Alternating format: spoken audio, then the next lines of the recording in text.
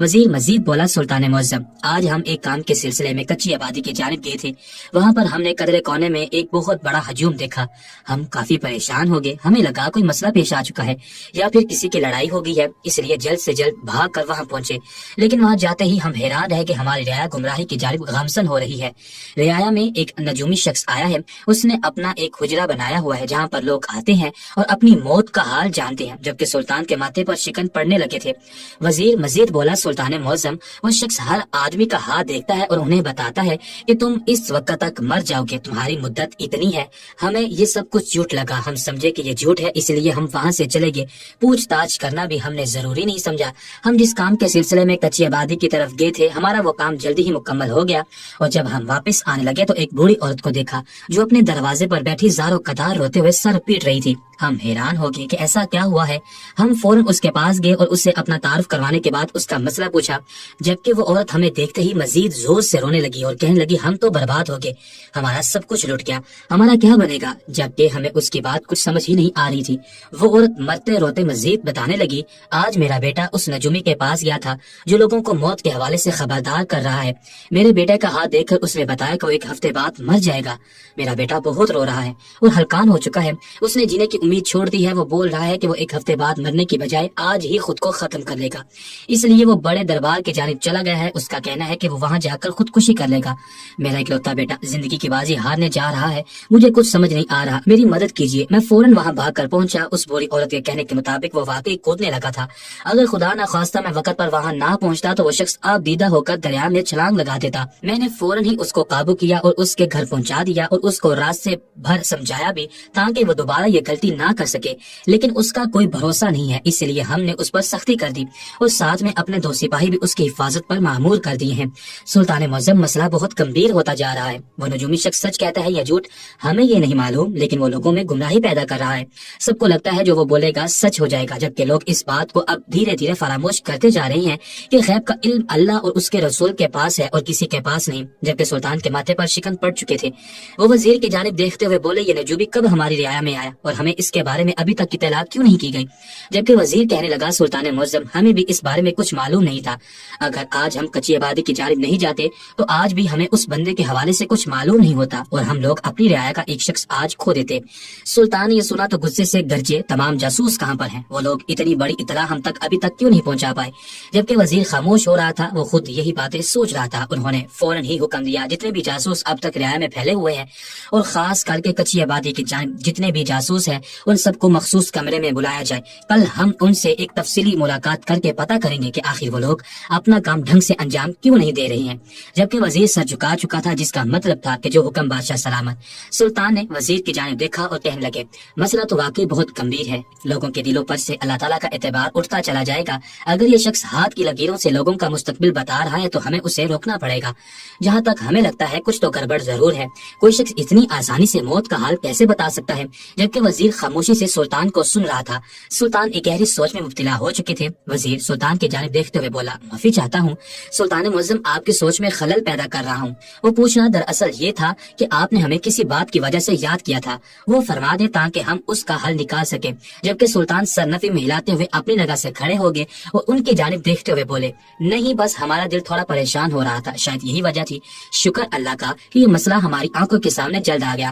ہم اپنی خوابگاہ میں آرام کے لیے جا رہے ہیں، آپ بھی آرام کریں. صبح اس معاملے کی چھان بین کر کے اس نجومی سے ملاقات کرتے ہیں اور اس کو یہ کرنے سے باز رکھتے ہیں. وہ یہ بول کر محل کے اندر چلے گئے تھے، جبکہ وزیر بھی اپنے حجرے میں چلا گیا تھا. سلطان رات پہ اپنی خوابگاہ میں جانے سے پہلے انہوں نے اپنے سپاہیوں کو حکم دیا تھا کہ اس نجومی تک یہ پیغام پہنچایا جائے کہ صبح ہوتے ہی وہ دربار میں حاضر ہو جائے. سلطان اس سے ملاقات کرنا چاہتے ہیں، جبکہ اس کا علم وزیر کو نہیں تھا. انہوں نے یہ کام بہت اچانک کیا تھا.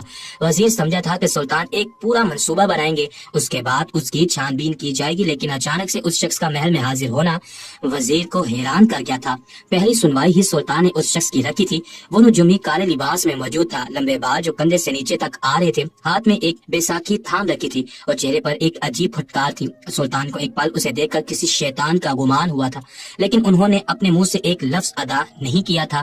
وہ خاموشی سے سلطان کے سامنے کھڑا ہوا تھا. آج تک جتنے بھی دربار میں لوگ آئے تھے، وہ دشمن ہو یا دوست، آتے ہی سلطان کو سلام پیش کرتے تھے. لیکن اس شخص نے سلطان کو سلام نہیں کیا تھا، بلکہ اپنی بڑی بڑی बड़ी आंखों से सुल्तान को घूर रहा था। सुल्तान ने कुछ पल इंतजार किया। जब उसकी तरफ से कोई रद्द अमल नहीं आया तो फिर वही बुलंद आवाज में उसे सलाम कर चुके थे, जिसका जवाब देना उसने जरूरी नहीं समझा था। लेकिन इस चीज का सुल्तान ने बिल्कुल बुरा नहीं मनाया था। वो उस शख्स की जानिब देखते हुए बोले, अरे बूढ़े शख्स, हमें मालूम हुआ है कि तुम रियाया में गुमराही फैला रहे हो। लोग तुम्हारी वजह से जीने की उम्मीद छोड़ रहे हैं। तुम हाथ देकर लोगों के मौत का वक्त बता देते हो। क्या ये तुम्हें ज़ेब देता है? क्या तुम नहीं जानते गैब का इल्म अल्लाह के बाद उनके रसूल मोहम्मद मुस्तफ़ा सल्लल्लाहु अलैहि वसल्लम के पास है? और फिर तुम कौन होते हो इस काम में मुदाखलत करने वाले? जबकि वो शख्स सुल्तान की जानिब देखते हुए बोला, हाँ, मैं हाथ देकर बता सकता हूँ कि कौन कब मरने वाला है, और इसमें गैब का इल्म कहाँ से आ गया? मुझे हाथ की लकीरें पढ़ना आती हैं और यही मेरी रोजी रोटी है। आपने मुझे इस वक्त क्यों बुलाया है? ये मेरे काम का वक्त है। बहुत से लोग मेरे हुजरे के बाहर खड़े हुए हैं। मुझे वापस जाना होगा, इजाजत चाहिए। वो आदमी काफी कड़क लहजे में बोला था। उसका अंदाज बहुत ही हकीराना था। सुल्तान के माथे पर यकदम ही बल पड़ गए थे। वो कुछ कहते उससे पहले ही 2 सिपाही उसको बंदी बना चुके थे, जबकि सुल्तान ने फौरन ही इशारे से मना किया था कि हमें बुरा नहीं लगा है। वो शख्स उन दोनों सिपाहियों को घूरने लगा, जबकि सुल्तान उस आदमी को फौरन ही अपनी जानिब मुतवज्जे कर चुके थे। चलो ठीक है, तुम्हारे काम का वक्त है और हमने तुम्हें यहाँ बुला लिया, इसके लिए हम माफी चाहते हैं। दरअसल बात कुछ और है। ये तो हकीकत है कि तुम गलत काम कर रहे हो, लेकिन मेरे दिल में भी ये ख्वाहिश है कि मुझे मालूम हो कि मैं कब मरूंगा। क्या तुम मेरा हाथ देखकर ये बता सकते हो? ये बात कहने की देर थी कि पूरे दरबार में सन्नाटा छा गया था, जबकि वजीर के चेहरे पर भी तारीखी छा गई थी। वो सुल्तान को मना करना चाहता था। वो कभी भी अपने कान से ये नहीं सुन सकता था कि सुल्तान इस वक्त तक मर जाएंगे, जबकि यही हाल दरबार में मौजूद एक शख्स का था। ये नजूमी काफी मशहूर हो चुका था। सबका यही कहना था कि जो ये बोलता है वो हो जाता है। वो नजूमी फौरन ही बोला, बिल्कुल, लेकिन हमें इसकी उजरत चाहिए। सुल्तान ने फौरन कहा था, जो आपकी उजरत होगी उससे हम ज्यादा देंगे। अगर आपकी रजामंदी है तो हमारा हाथ देख लें। वो अपना हाथ आगे करते हुए बोले, जबकि वो शख्स बैसाखी की मदद से सुल्तान की नशिस्त के करीब जाने लगा था। वजीर यकदम ही चीख पड़ा, रुक जाओ वहीं, कोई जरूरत नहीं है मेरे सुल्तान के पास आने की। आप ऐसा कोई काम नहीं करेंगे। उसके लहजे में डर की आमेजिश थी। जबकि सुल्तान ने अपने वजीर की जानिब देखा था तो उसके चेहरे पर मौजूद डर ये बताने के लिए काफी था कि वह सुल्तान को ये करने नहीं दे सकता। जबकि सुल्तान ने उसका हाथ थामा था और सर को हल्की जुम्बश दी थी, जैसे कह रहे हूँ थोड़ा सब्र करो। वो बहुत बेचैन हो रहा था। यही हाल सुल्तान के तमाम मशीर और दरबारियों का था, लेकिन कोई भी सुल्तान के सामने आवाज उठाने की हिम्मत जुटा नहीं पा रहा था। वो शख्स सुल्तान की नशिस्त के बिल्कुल पास आ गया था और उनसे इजाजत चाहिए थी कि क्या वो उनके हाथ को थाम सकता है। जबकि सुल्तान ने धीरे से सर को हल्की जुम्बश दी थी। वो शख्स सुल्तान का हाथ थामते हुए उससे बागौर देखने लगा। उसने हथेली को हर जानिब से देखा था और फिर खामोशी से अपनी जगह पर आकर खड़ा हो गया था। सुल्तान समझ नहीं पाए थे। उन्होंने उस आदमी की जानिब देखा और बोले, क्या हुआ, तुम खामोश क्यों हो गए हो? बताओ हमारी मौत कब वाक़ई होगी? जबकि वह नजूमी सुल्तान की जानिब देखते हुए कहने लगा, आप इस सल्तनत के बादशाह हैं, मैं हकीकत आपको बता नहीं सकता। मैं माफी चाहता हूँ और आपसे जाने की इजाजत। जबकि सुल्तान फौरन ही बोले थे, अगर तुमने अभी के अभी हमें नहीं बताया तो याद रखना हम तुम्हें काल कोठरी में बंद कर देंगे। सच बोलो, तुम्हें यहाँ कोई कुछ नहीं कहेगा, इस बात की हम जमानत देते हैं। जबकि वो नजूमी सुल्तान को देखकर एक पल के लिए खामोश हो गया था और फिर धीमी आवाज में बोला, आपका वक्त करीब आ चुका है। और ये बताते हुए मुझे बेहद अफसोस हो रहा है, क्योंकि जितना मैंने आपके बारे में सुना है हमेशा अच्छे में ही सुना है। आप लोगों की मदद करते हैं, कभी भी जालिम का साथ नहीं देते। आपकी मौत कल शाम तक मुकर्रर है। कल शाम आपकी मौत वाक़ई हो जाएगी और बहाना बहुत मामूली होगा। जबकि सुल्तान को एक पल के लिए धचका लगा था। यही हाल पूरी रियाया का था। सब जगह सन्नाटा छा चुका था। सुल्तान नजूमी को यकटक देख रहे थे। वजीर तो मानो ऐसा हो गया था जैसे काटो तो बदन में खून नहीं। जबकि नजूमी सुल्तान के आगे अदब से झुककर वहां से चला गया था। सब उस नजूमी की बात से इतना सुन्न हो गए थे कि किसी को भी होश नहीं रहा था कि वो नजूमी महल से जा चुका है। महल में मौजूद सिपाही, दरबारी, मशीर और उनका खास वजीर रोने जैसे हो चुके थे। जबकि सुल्तान ने फौरन ही खुद को संभाला था। एक पल के लिए वो भी घबरा गए थे। उन्होंने एक तायराना निगाह पूरे दरबार पर डाली तो सबकी हालत बहुत बुरी हो रही थी। वो बुलंद आवाज में बोले, परेशान होने की जरूरत नहीं है। गैब का इल्म सिवाय अल्लाह और रसूल के किसी के पास नहीं है। अगर ये शख्स हाथ की लकीरों के बारे में जानता है तो भी ये मौत का वक्त नहीं बता सकता। कुछ गड़बड़ है, हम इसकी छानबीन करेंगे। आप सब परेशान मत हों, अल्लाह खैर करेगा। दरबार का आगाज करते हैं। रियाया हमारा इंतजार कर रही होगी। लेकिन सबको सांप सूंघ चुका था। कोई भी कुछ भी बोलने की हालत में नहीं था। लेकिन सुल्तान इस सल्तनत के बादशाह थे। वो इस तरह से हाथ पर हाथ रखकर बैठ नहीं सकते थे। इसलिए उन्होंने फौरन ही दरबार का आगाज कर दिया था और अपनी रियाया के मसाइल हल करने लगे थे। लेकिन किसी को भी होश नहीं था। वजीर तो बाकायदा रो रहा था। शायद वो इस बात पर यकीन कर चुका था कि नजूमी जो बोल कर गया है वो सच है और हकीकत भी यही थी। वो आदमी जो भी कहता था सच हो जाता था। इसलिए वो बहुत ज्यादा زیادہ ڈر رہا تھا۔ تھوڑی دیر بعد ہی دربار کا اختتام کر دیا گیا تھا، جبکہ یہ خبر ان کی زوجہ تک بھی پہنچ گئی تھی اور ان کی حالت بھی بہت گیر ہو رہی تھی۔ سلطان کسی کو بھی سنبھال نہیں پا رہے تھے۔ اچانک ہی سب جگہ اداسی چھا گئی تھی۔ پوری رعایا میں سلطان کے حوالے سے دعائیں ہو رہی تھی۔ محل بھی بالکل اداس ہو گیا تھا، ہر جگہ ایک عجیب سی کیفیت تاری تھی۔ ان کی زوجہ رو رو کر خود کو ہلکان کر چکی تھی، جبکہ سلطان اب کسی کو سنبھال نہیں پا رہے تھے۔ وقت گزر رہا تھا اور اگلی صبح وہ بے چین ہو گئے تھے۔ اب انہیں بھی پریشانی ہو رہی تھی، کیونکہ جو ماحول ان کے سامنے پیش کیا جا رہا تھا اس سے انہیں بھی یہ ڈر لاحق ہو گیا تھا کہ کیا واقعی ان کی موت ہونے والی ہے۔ وقت گزر رہا تھا، آج فریاد لے کر کوئی بھی سلطان کے پاس نہیں آیا تھا، بلکہ رعایا کے لوگ محل کے دروازے پر بیٹھے رو رہے تھے، لیکن سلطان بے چین تھے۔ موت اللہ کے ہاتھ میں ہوتی ہے، پھر یہ نجومی ایسی بات کیوں کہہ رہا تھا؟ وقت گزر گیا تھا اور شام ہو چکی تھی۔ ان کی زوجہ رو رو کر بے ہوش ہو گئی تھی۔ سلطان دوبارہ ان کے پاس نہیں گئے تھے، ان سے ان کی حالت دیکھی نہیں جا رہی تھی۔ وہ اپنے تخت پر براجمان تھے، تمام حکیم ان کے ارد گرد ہی موجود تھے، جبکہ سلطان ان سب کو بول بول کر تھک چکے تھے کہ سب چلے جائیں، ہمیں کسی کی ضرورت نہیں ہے، لیکن کوئی بھی انہیں چھوڑنا نہیں چاہتا تھا۔ وزیر تو ان کے قدموں کے قریب بیٹھا ہوا تھا، اس کی حالت ایسی تھی جیسے کاٹو تو بدن میں خون نہیں، اس کا حال بھی ملکہ جیسا ہی ہو رہا تھا۔ تھوڑی دیر ہی گزری ہوگی کہ ان کا ایک سپاہی ان کے بائیں کندھے پر ہاتھ رکھتے ہوئے ان کے کان کے قریب جھکا اور سرگوشی زدہ آواز میں کسی کے آنے کی اطلاع دی، جبکہ سلطان حیران ہوئے اور اس شخص کو اپنے مخصوص کمرے میں بھیجنے کا بول کر اکیلے ہی وہاں سے چلے گئے۔ ان کا وزیر ان کے ساتھ آنا چاہتا تھا، لیکن انہوں نے انہیں وہیں ٹہرنے کا حکم دیا۔ تھوڑی دیر بعد ہی وہی نجومی سلطان کے سامنے کھڑا ہوا تھا۔ آج بھی اس نے کالا لباس زیب تن کیا ہوا تھا، بال کھلے ہوئے تھے، چہرے پر پہلے روز کی طرح پھٹکار تھی۔ وہ سلطان کی جانب دیکھتے ہوئے کہنے لگا، اگر آپ چاہتے ہیں کہ آپ کی موت ٹل جائے تو آپ کو ہمارا ایک کام کرنا ہوگا، ہم ایک عمل کر کے آپ کو بچا لیں گے۔ جبکہ سلطان نے غصے سے مٹھیاں بیچ لی تھی، انہیں بہت زیادہ طیش آیا تھا۔ بھلا موت اور زندگی بچانے والا یہ کون ہوتا ہے؟ وہ خاموش رہے تھے، شاید آج اس شخص کا سچ سامنے آنے والا تھا۔